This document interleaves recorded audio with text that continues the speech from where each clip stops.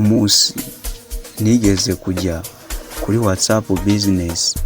Icyo gihe nabonye status numva ndayikunze cyane pe, ariko ikibazo kiba kimwe. Ikibazo cyabaye uko ntari bubashe kubona iyo status byibuze ngo nanjye nyikoreshe.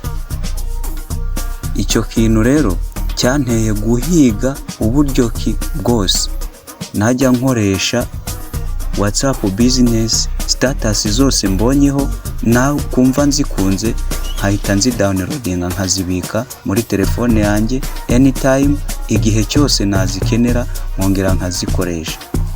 Application yabimfashijemo nta yindi n'ingiyi.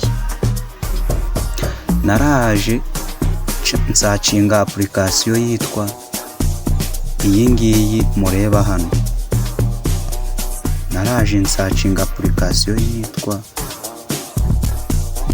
status app. Ino application niyo yabimfashijemo. Ubwo mu kumara kuyestara muri telefone yanjye nyikuye kuri Play Store, naraje nyikirikaho. Maze kuyikirikaho narategereje pe, narategereje.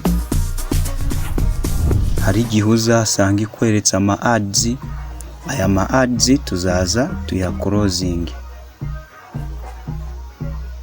Nitumara kuyakorozinga, murabona ko ahangaha ahantu tugeze kuri status zacu. Murabona hano dufite ama option agiye atandukanye.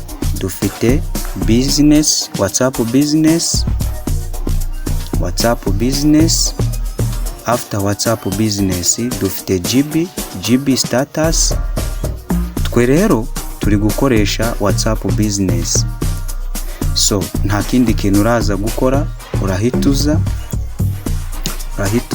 ukirike kuri business status. Ubwo niho status zo kuri WhatsApp business ziba saved. Numara kuhakirika urahagera rwose pe. Murabona ko nta data mfite zifunguye, ntazo. Murabireba namwe.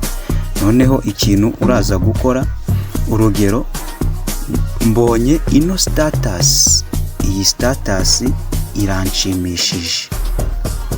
Ikintu ndakora, ndahita nza ngirike kuri aka gafresh, nindangiza ngakirikeho. Murabona ko yabaye already